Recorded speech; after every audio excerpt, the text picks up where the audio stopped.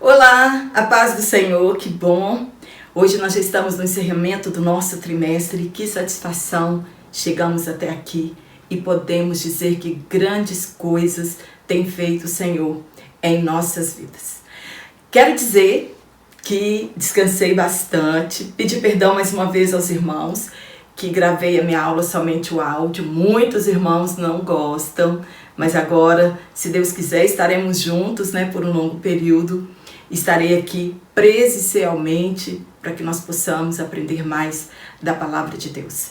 Para você que está aqui semanalmente, muito obrigada pelo seu carinho. Você que tem comentado em minhas aulas, você tem contribuído para que o meu canal ele chegue ao alcance de outras pessoas. E para você que está aqui pela primeira vez, sejam todos bem-vindos e que Deus continue nos abençoando na maravilhosa pessoa de Jesus Cristo.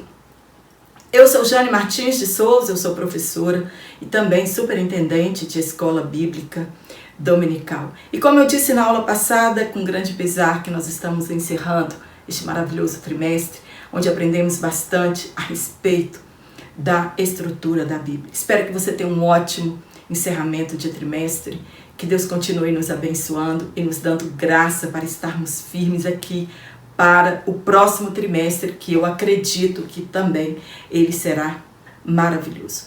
Hoje, na lição de número 13, nós vamos falar sobre a leitura da Bíblia e a educação cristã.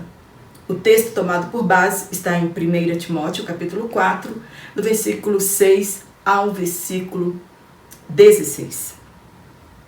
Você conhece algum cristão que ainda não leu a Bíblia toda? Será que nós conhecemos alguém assim? Você tem contribuído como professor e como cristão para que as pessoas leiam a Bíblia? Você tem sido um influenciador para que as pessoas leiam a Bíblia? A Bíblia é uma ferramenta indispensável em sua sala de aula, em sua igreja, e ela deve ser uma ferramenta indispensável em nossas aulas. Você tem percebido mudança em sua classe com a leitura da Bíblia, com o estudo sistemático das doutrinas bíblicas? Você tem percebido alguma mudança em sua sala de aula? Qual é a importância da leitura diária da palavra de Deus? É responsabilidade somente da igreja a educação cristã? Quando surgiu o movimento da educação cristã no mundo e no Brasil? É sobre todos estes assuntos que nós vamos falar durante esta aula, no encerramento do nosso trimestre. Então fica comigo até o final desta aula e juntos nós vamos aprender bastante a respeito da palavra de Deus. A educação cristã, ela tem como finalidade a formação espiritual e o desenvolvimento do caráter cristão. Se você conhece algum crente sem caráter, é porque ele ainda não conhece a Deus. Ele pode até ter lido toda a Bíblia Sagrada, mas ele não a tem como regra de fé e prática em sua vida. O ensinamento e a educação cristã não é nada que saiu da cabeça de um teólogo, ele amanheceu e pensou: hoje nós teremos uma educação cristã para as nossas igrejas, para que a igreja se multiplique na face da terra. Não. A educação cristã, ela saiu sim do coração de Deus e desejo de Deus. É o desejo de Deus que o conheçamos mais e assim possamos estreitar nosso relacionamento com o Criador. Os judeus, eles deveriam conhecer as leis, isto é, os decretos e as ordenanças de Deus, para que tudo fosse bem na vida deles. E eles deveriam ensinar a seus filhos, e os seus filhos ensinar aos filhos dos seus filhos, para que todas as gerações, então, conhecessem as leis e os decretos de Deus. E eles deveriam ensinar em casa e onde eles estivessem. que fosse transmitido de geração a geração a palavra de Deus. O objetivo de seguir a sabedoria de Deus é que eles construiriam lares tementes a Deus, e isto se aplica à igreja de hoje. Assim como eles estavam cercados de povos pagãos, nós também estamos. E se não ensinarmos a nossos filhos, a igreja, a palavra de Deus, um dia surgirá uma geração que não conhece ao Senhor. Como acabou acontecendo com Israel. E se não ensinarmos os nossos filhos sobre Deus e sobre sua palavra, acontecerá o mesmo. No judaísmo, a educação religiosa, ela começa na mais tenra idade, pela repetição de alguns versículos bíblicos até os 3 anos. Esta é a responsabilidade dos pais, e a partir dos 3 anos, então, ela é encaminhada a algum centro educacional, e daí então já passa a ser responsabilidade também dos professores cristãos, né, no judaísmo, e também não deixa de ser responsabilidade dos pais. A partir dos 6 e 7 anos, elas começam a estudar a Torá, né, a lei, o Pentateuco. Depois dessa idade, eles estudam a lei oral. Aí depois nós percorremos as páginas sagradas das Escrituras e nós encontramos Jesus Cristo no Novo Testamento, ensinando os seus discípulos a fazer discípulos, a ensinar tudo o que eles tinham aprendido com Jesus. Abre aspas, ele diz: ide, façam discípulos de todas as nações, ensinando-as a obedecer a tudo que eu lhes ordenei. A princípio, a ferramenta usada para ensinamento eram os cultos públicos. A exposição da palavra de Deus era prioridade nesses dias, para que o povo aprendesse a palavra de Deus. Os cultos domésticos também foi uma ferramenta bastante usada para este fim. Houve necessidade que este aprendizado fosse mais aprofundado e específico. Então, o Espírito Santo despertou grandes homens no passado. E hoje nós temos à disposição, a cada um de nós, a melhor escola do mundo. Não tem formatura, não tem diploma, ninguém perde o ano, não é isso mesmo? Mas nos ensina a amar e a obedecer os ensinamentos de Deus e nos conduz à vida eterna. Hoje nós temos professores capacitados e amantes desta obra. Mas como a EBD, a Escola Bíblica ou a Escola Bíblica Dominical, ela chegou no Brasil? Você conhece essa história a respeito das nossas escolas bíblicas? Se não, nós faremos agora um mergulho na história e vamos compreender como chegou até nós. Mas se você já conhece essa história, eu acredito que vale a pena rever, ouvir de novo como isso chegou até os nossos dias. Você sabe por que o dia 3 de novembro é o dia da escola bíblica, o dia da escola dominical? Então nós vamos aprender agora o porquê destas datas. A história da EBD, ela tem seu berço, como a conhecemos hoje, na cidade de Gloucester. Era uma cidade importante da Inglaterra no período pós-Revolução Industrial. Deu-se em 20 de julho de 1780. Na cidade de Gloucester, a imensa riqueza de uma minoria contrastava com a grande pobreza e o analfabetismo da maioria da população. Então, Robert Hickes, fundador da escola dominical, jornalista de carreira, era um homem que se preocupava com a regeneração dos criminosos. As pessoas trabalhavam durante toda a semana. E aos domingos, então, que não tinham escola secular, as crianças ficavam perambulando o dia inteiro pelas ruas, né? Então elas ficavam jogadas nas ruas e propensas também a serem influenciadas pela marginalização. Hoje nós temos diversos, projetos políticos, políticas públicas, que criam clubes, escolas do dia inteiro, para que as crianças saiam das ruas, pratiquem esporte, e assim elas não ficam à margem da marginalização.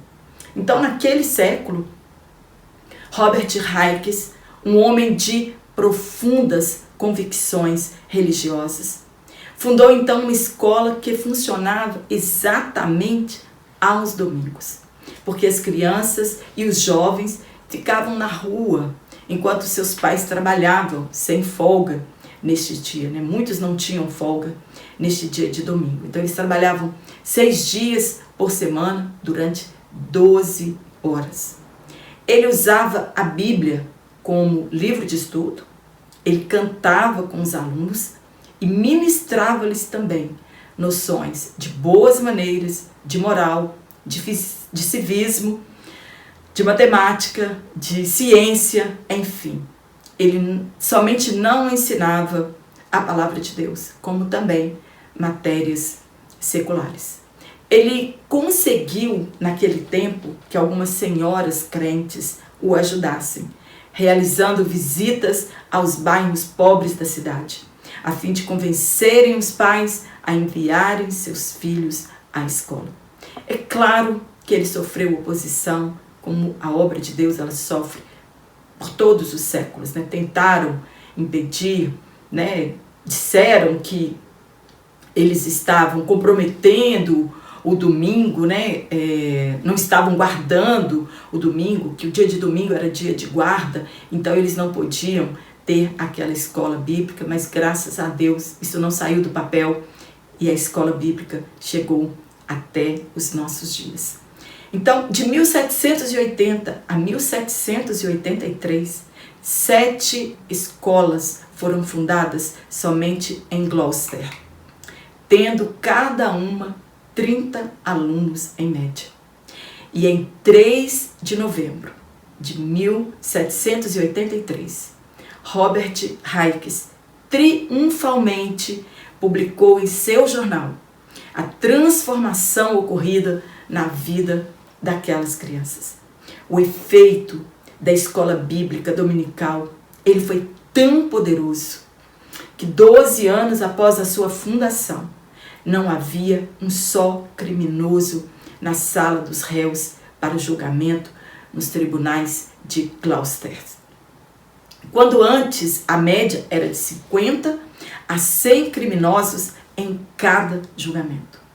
Este movimento, então, se espalhou pela Inglaterra e também aos Estados Unidos. E eu não poderia deixar de falar aqui de Moody, que viveu em 1837 a 1899, no século XIX, que foi um homem também transformador, um avivalista, um reformador daquela época e um amante da escola bíblica dominical. Ele foi um pioneiro da EBD. Foi o homem mais usado por Deus para ganhar almas. Diz a história que ele ganhou mais de 500 mil almas para Cristo. Quem ganhou Moody para Cristo foi um professor de escola bíblica dominical. E o testemunho é maravilhoso também. O professor era chamado de Eduardo Kimball. Em um certo domingo, Moody, ele visitou uma EBD e pediu permissão para ensinar naquela escola. O dirigente respondeu para ele assim, abre aspas, são 12 professores e 16 alunos. Porém, o senhor pode ensinar. Quantos alunos conseguir trazer? Sabe o que aconteceu? No domingo seguinte, ele entrou na igreja com 18 meninos de rua, descalços e de roupa suja e esfarrapada, mas todos com uma alma para serem salvos, disse ele. E esta tocha incendiou o mundo inteiro, chegando ao Brasil, em 19 de agosto de 1855, na cidade imperial de Petrópolis, no Rio de Janeiro. Os missionários escoceses Robert e Sarah Calley. Em 1836, já havia, antes deles chegarem aqui, já havia sido fundada uma EBD, porém ela não era ministrada no nosso idioma, e sim no inglês, pelo reverendo Justin Spalding. Gente, esses nomes tudo em inglês, né? Então, fica meio difícil da gente falar. Da Igreja Metodista no Rio de Janeiro. E em 1911, 2 meses após a fundação das Assembleias de Deus, é realizada a primeira aula de escola bíblica dominical, na casa do irmão José Batista Carvalho, na Avenida São Jerônimo, em Belém, no Pará. A EBD é a maior agência de ensino da Palavra de Deus que a igreja dispõe. Hoje, nós somos milhões pelo mundo, apaixonados pela EBD, professores e alunos. E ela é tão importante que é difícil imaginar uma igreja ser uma escola bíblica dominical. É difícil amanhecer as nossas manhãs de domingo e saber que nós não teremos uma escola bíblica, né? Nós somos apaixonados por esse jeito, essa agência ensinadora que disciplina, que discipula todas as pessoas. A S. London afirmou certa vez, abre aspas, extinga a escola bíblica dominical e dentro de 15 anos a sua igreja terá apenas a metade dos seus membros. Alguém pode negar isso? As igrejas que ousaram prescindir da escola dominical, elas jazem quase sem vida e prestes a morrer. A maioria dos crentes problemáticos e desviados são exatamente aqueles descompromissados com a EBD. No primeiro tópico, a Bíblia é o livro, texto da escola dominical. Difícil imaginar uma EBD sem a Bíblia Sagrada. Um aluno que vai a um culto ou uma EBD sem a Bíblia Sagrada, o que é que nós podemos dizer dele? Primeiro ponto, o currículo adotado. Eu quero dizer que esta aula vai estar disponível em PDF e eu vou deixar aqui uma tag. Se você quiser adquirir este comentário, tá bom? Vou deixar aqui uma tag para você adquirir este PDF único para que você tenha mais facilidade. Lembrando que você não é obrigado a adquirir este PDF. Então, primeiro ponto, o currículo adotado. Então, currículo é formação escolar ou acadêmica.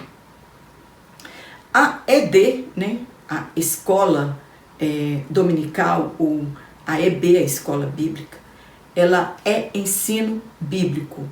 É um estudo sistemático das doutrinas bíblicas que integram o nosso currículo. A Bíblia é o livro base. É de onde saem todos os ensinamentos. As lições, elas não podem ser opinião de um teólogo, mas é o que Deus diz para o homem. Nós temos que olhar para as nossas lições e ver ali transcrito a palavra de Deus. Deus, ele preserva a autoridade das Escrituras. Ela é a nossa regra de fé e de prática. Ela nos torna sábios para a salvação mediante a fé em Jesus Cristo. Ela é inspirada por Deus e útil para o ensino, para a repreensão e para a correção. Nos ensina como viver diariamente e ajuda na formação do nosso caráter. As nossas lições, elas têm conteúdo que expressam a ortodoxia, isto é, ela está de conformidade com as doutrinas bíblicas. Ela mantém a unidade doutrinária da igreja, pois nós temos um só conteúdo para todas as nossas igrejas da AD, e ela é um antídoto contra as heresias. No ponto 2, a prática pedagógica. Pedagógica é o que se refere à pedagogia, que procura educar, ensinar, é didático, é educativo. Transmitir conhecimento através do ensino. Deve-se observar a metodologia. É o estudo dos caminhos para se chegar a um fim. É um método usado para atingir os resultados. Então, é preciso seguir uma metodologia para que os alunos alcancem entendimento da palavra de Deus. Nós estamos atingindo os objetivos propostos em nossas aulas? Se não estou atingindo, o que devo fazer para atingi-los? Você não está em uma sala de aula apenas para transferir conhecimento. Não é uma transferência de conhecimento, mas, sobretudo, o estudo das verdades bíblicas, que devem transformar as nossas vidas.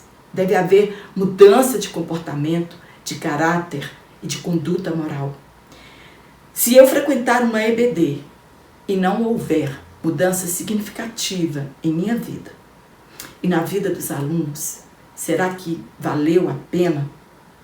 Nossos alunos, eles têm de contar seu testemunho de mudança, de transformação. Eles precisam atestar um novo nascimento mediante o estudo sistemático das doutrinas bíblicas e do seu crescimento espiritual. As atitudes, elas precisam ser condizentes com o novo nascimento. Você mudou?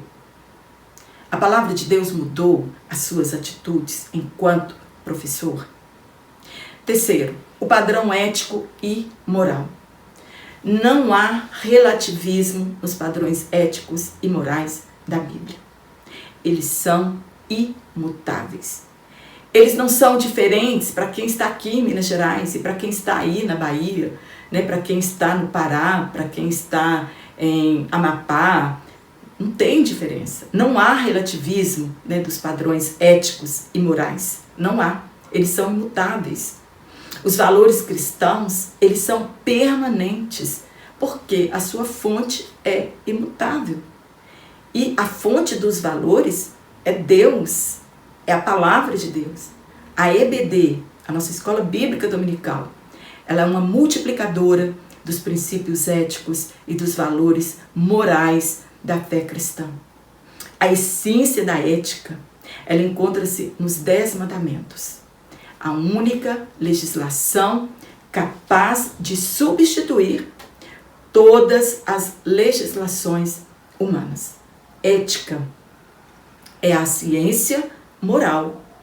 Seu objetivo é estabelecer o que é certo e errado. Senso à ética bíblica. O estudo sistemático dos deveres e obrigações do ser humano, baseados nos escritos do Antigo e do Novo Testamento. A igreja, ela deve zelar pelo ensino sólido da palavra de Deus. Por quê? Se um dia houver algum ensino herético em nossas lições, nós seguiremos? Claro que não. Nós devemos ensinar, sim, com as nossas lições, desde que elas não contradigam a palavra de Deus. A palavra de Deus é imutável, mas infelizmente nós somos suscetíveis a erros. É a palavra de Deus que estabelece o padrão moral e ético a ser observado pelos cristãos. Ser um bom ministro de Cristo é transmitir as doutrinas de Cristo, ser nutridos delas e com a verdade da fé. No segundo tópico, nós vamos falar sobre a educação cristã e a formação de leitores da Bíblia. No primeiro ponto, conceito de educação cristã. O que é educação cristã? É um programa pedagógico que, tendo por base a Bíblia Sagrada, visa o aperfeiçoamento espiritual, moral e cultural dos cristãos. De modo específico, ela se desenvolve na EBD. A educação cristã, né, de uma maneira geral, ela se desenvolve em uma escola bíblica e, de maneira genérica, em toda a igreja, né, em todos os cultos, nós aprendemos a respeito da palavra de Deus. Não de uma forma tão sistemática como na EBD. No início da minha fé, quero abrir aqui um parênteses e contar um testemunho bem rápido para vocês. Havia muitos investimentos para capacitação de professores. Hoje a gente quase não vê falar em capacitação para professores.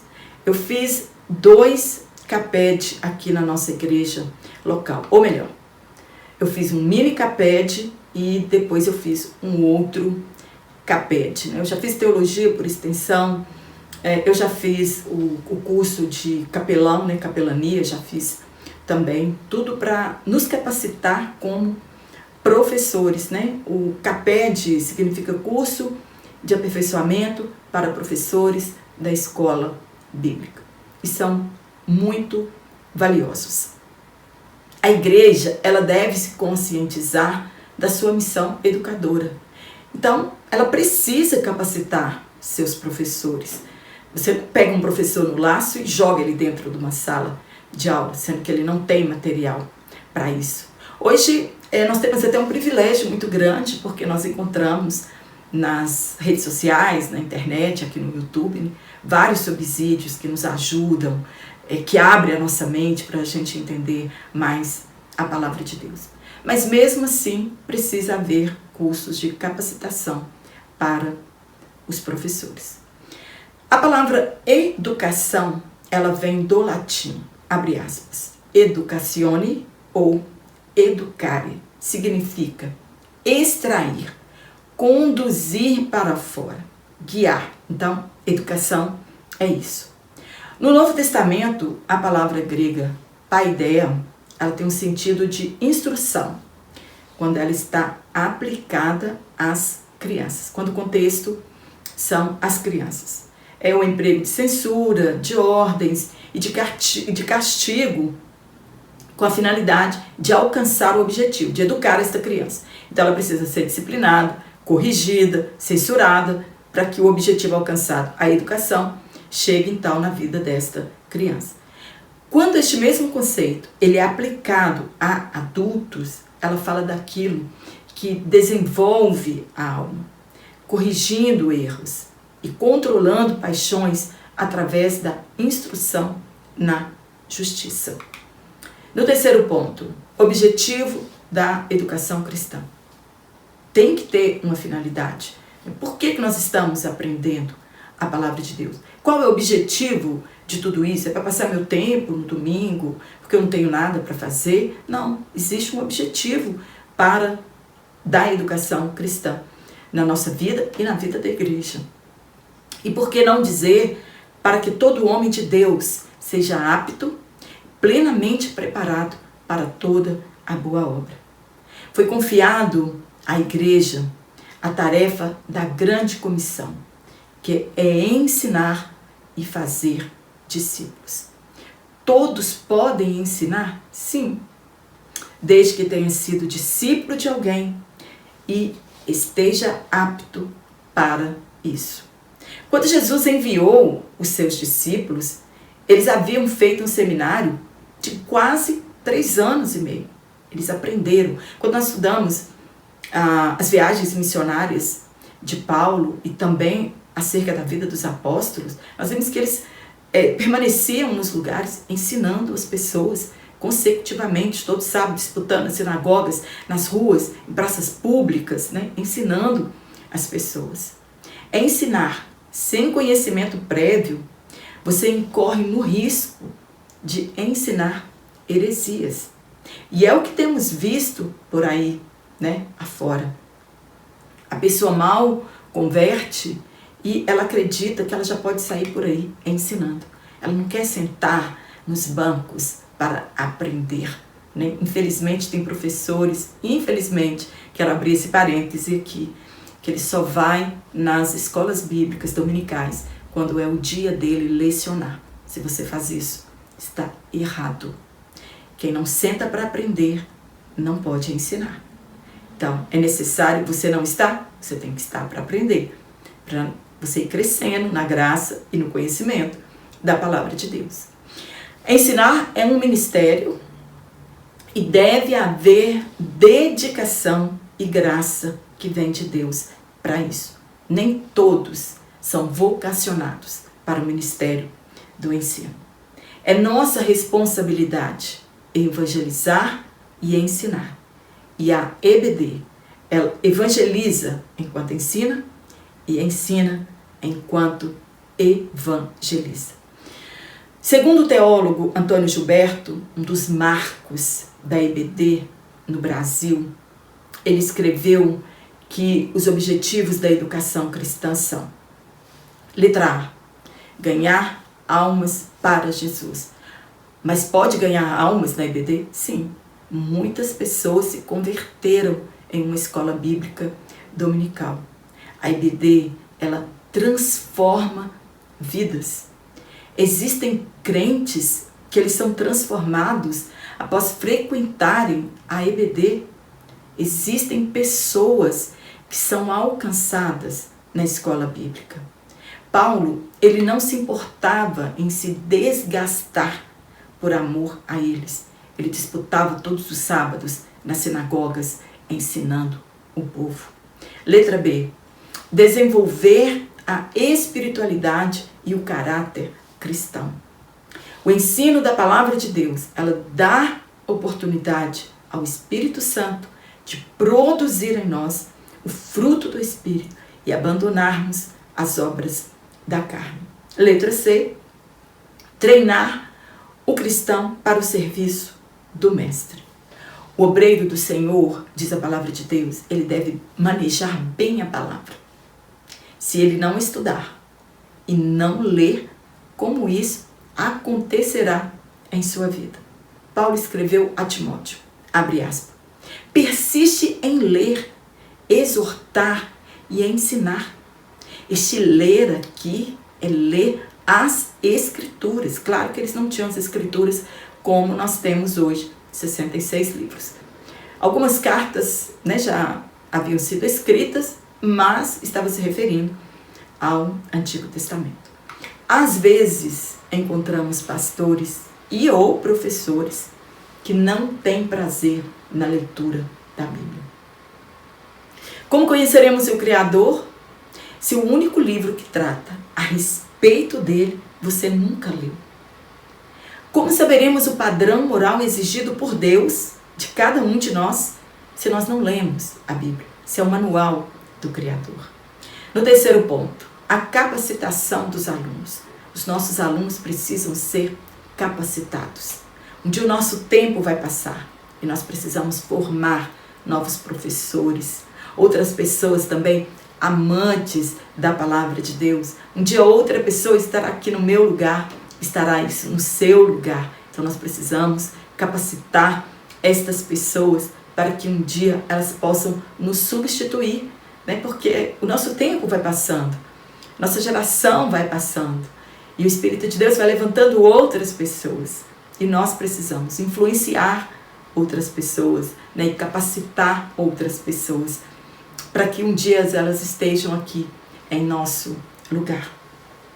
O significado deste termo, né, capacitação, ele tem a ver com a preparação da pessoa, qualificação, tornar a pessoa capaz. Um cristão, ele somente é habilitado para servir no reino de Deus após ser capacitado. Primeiro você precisa ser capacitado. Então é por meio de um estudo acurado, isto é, aperfeiçoado, detalhado. Você não será enviado antes de ser capacitado, sendo discípulo de alguém. E principalmente, se não houver capacitação que vem do alto. A vocação é o primordial. Paulo orou para que os efésios fossem capacitados pelo Espírito Santo de Deus. Eu preciso me assentar nos bancos para ser capacitado, aprender, aperfeiçoar, né, o meu manuseio com a palavra de Deus. Mas nós também precisamos ser capacitados pelo Espírito Santo de Deus. Quando o apóstolo Paulo, fugindo de Tessalônica, ele foi perseguido, então ele teve que fugir de lá e foi para Bereia e ensinou naquele lugar. Os bereanos ouviram a mensagem e o que eles fizeram? Examinavam diariamente para ver se aquilo que Paulo estava ensinando era verdade. Para ver se tudo era como ele estava ensinando. E assim nós devemos fazer. As pessoas estão ensinando, nós devemos ter a nossa bússola, que é a palavra de Deus, e examinar para ver se realmente as pessoas estão ensinando de acordo com a Bíblia Sagrada. Infelizmente, muitos cristãos são enganados por não seguirem o exemplo dos bereanos e se alimentam de ervas amargas e não fazem caso do aprendizado da palavra de Deus. Alguns têm a Bíblia Sagrada como amuleto em casa. Mas como assim? Somente aberta. Salmo 23, não sei, uma parte da Escritura que ele acha que tem poder, né, de repreender todo o mal dentro da sua casa. Como se isso garantisse proteção e afastasse o mal do seu lar e da sua vida. Outros a têm como se ela fosse uma bola de cristal e realizasse a previsão diária na sua vida. A IBD, ela nos capacita para o serviço no reino de Deus. Fortalece a nossa fé, muda a nossa conduta. Eu não me canso de dizer que quando eu me converti, que eu fui para uma escola bíblica dominical, eu apaixonei, eu falei, é isso que eu quero para todos os domingos da minha vida. E eu hoje, olhando para trás, eu posso dizer que se eu não fosse uma aluna da IBD, talvez eu não estaria aqui. Eu não teria sido sustentada pela palavra de Deus e vencido tantos obstáculos, né, como nós temos em nossa caminhada cristã. Mas a palavra de Deus, ela realmente nos sustenta, e a escola bíblica é um alicerce, né, espiritual em nossas vidas. Estou dizendo por mim, né, é um alicerce na minha vida. Essa meta, ela somente pode ser atingida com a leitura diária das Escrituras e a meditação dela. Aí alguém pode pensar, abre aspas, mas eu não tenho tempo de ficar meditando o dia inteiro nas Escrituras Sagradas. Eu preciso trabalhar. Meditar não é você ir para o cume de um monte ou assentar-se num lugar aberto, fechar os olhos e ficar ali o dia inteiro. Não é dessa meditação que a palavra de Deus está falando. Tire um período do dia e leia a palavra de Deus. Devemos fazer disso um hábito. Isso deve ser incluído em nossa rotina. Sabe aquele versículo que você leu, ou mesmo uma passagem inteira que você leu durante o seu dia? Reflita nela o dia inteiro.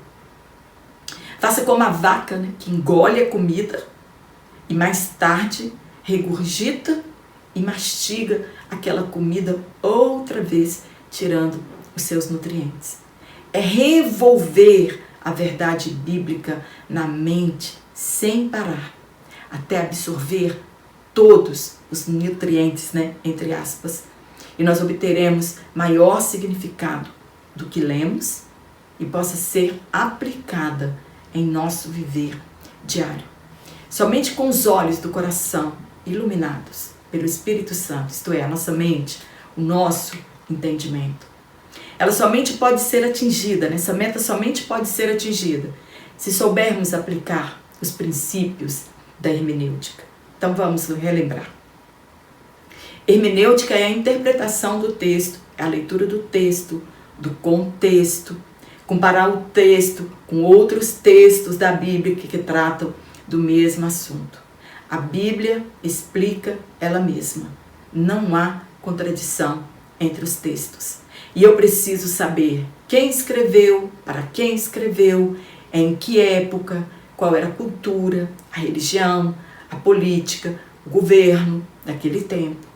É aplicar a exegese do texto, é tirar para fora tudo que há no texto, lembrando que nem tudo no texto significa alguma coisa e que na maioria das vezes o sentido é literal mesmo. Então nem tudo no texto significa algo, né? Na maioria das vezes é literal. Observar as regras gramaticais e o estilo literário em que foi escrito, né, aquele texto. O que uma palavra significa naquele texto, nem sempre ela significará a mesma coisa em outro texto. Terceiro e último tópico. É preciso ler a Bíblia diariamente. Este é um dos grandes desafios que os cristãos da atualidade estão vivenciando. E parece redundância, né, dos tópicos, porque nós falamos sobre isso no tópico de número 2. Então, o ponto 1, a leitura e a disciplina cristã. Para lermos a Bíblia, nós precisamos ser disciplinados. Então, a palavra disciplina, ela pode significar castigo e punição, mas também ela pode significar ordem e obediência às regras. Isso é ser disciplinado, né? Você obedece às regras. Então, Jesus Cristo, ele disse que seríamos somente seus discípulos se permanecermos na palavra dele. Então, não basta ler apenas as Escrituras. O zelo espiritual de um discípulo de Cristo. Por quê? Porque nós teremos sempre uma comunidade de discípulos e Jesus Cristo como nosso mestre supremo. Então, o zelo espiritual de um discípulo, ela repousa na prática das disciplinas cristãs, que é oração, leitura da palavra de Deus e jejum. As disciplinas não é um meio de salvação, mas é o que se espera de um crente salvo. E por meio delas, nós conhecemos a vontade de Deus. Boa, perfeita e agradável. A disciplina cristã, ela requer prioridade e regularidade na busca da santificação. A palavra de Deus é um meio externo na busca da santificação. Imagina um cristão que não perde uma série na Netflix, não perde um BBB, não perde uma fazenda, ouve músicas mundanas. Você acredita que ele seja um crente disciplinado? Você acredita que esse crente, ele tem forças para ir a uma EBD? Ele tem forças o suficiente para orar e para jejuar? E para ler a Bíblia Sagrada? Será? No ponto 2, a leitura e o aprendizado. Confesso que devemos buscar a ajuda do Espírito Santo para entendermos a palavra de Deus. Tem pontos muito difíceis e somente com a iluminação espiritual nós podemos entender o que Deus quer falar conosco. Ser discípulo é ser aprendiz, é sempre estar aos pés de alguém. E nós devemos sempre estar aos pés de Cristo, aprendendo dele e com ele, para sermos parecidos com Cristo. É claro que nós estamos longe disso. Somente atingiremos a estatura de varão perfeito na glorificação. Mas é uma transformação diária. Tendo Cristo como mestre supremo, nosso modelo de vida. Tiago escreveu que não devemos ser apenas ouvintes, mas praticantes da palavra. É tirar das páginas sagradas a teoria e aplicar em nossa vida. Não é fácil, porém é necessário. No ponto 3, a leitura e o devocional. Devoção é uma consagração individual que tem por objetivo o estreitamento da comunhão entre a criatura e o Criador. Devoção não é isolamento, é serviço. Devocional é um particular com Deus, oração, jejum, leitura da Bíblia e louvor. Ela difere do culto doméstico, do culto público. E essa atividade, ela fortalece a nossa comunhão com Deus. Posso no devocional elaborar estudos bíblicos? Sim, eu posso. Eu posso ler a Bíblia como meta anual? Sim, eu posso. E como resposta, o Espírito Santo, ele abre o nosso entendimento. Amém? Espero ter te ajudado com esse comentário. Se você gostou, dá um curtir aqui. Compartilhe em suas redes sociais, né, para que o meu canal chegue ao alcance de outras pessoas. Comente aqui qual lição que você mais gostou, qual lição que você teve mais dificuldade, qual lição que falou mais do seu coração, que mudou a sua maneira de ser, a sua maneira de pensar, porque a palavra de Deus, ela nos transforma, né? Muda a nossa maneira de ser. Espero que você tenha um ótimo encerramento de trimestre. Que Deus, na pessoa de Jesus Cristo, continue te abençoando. E eu te aguardo aqui no nosso próximo trimestre, se Deus assim nos permitir. Então, um forte abraço a todos vocês.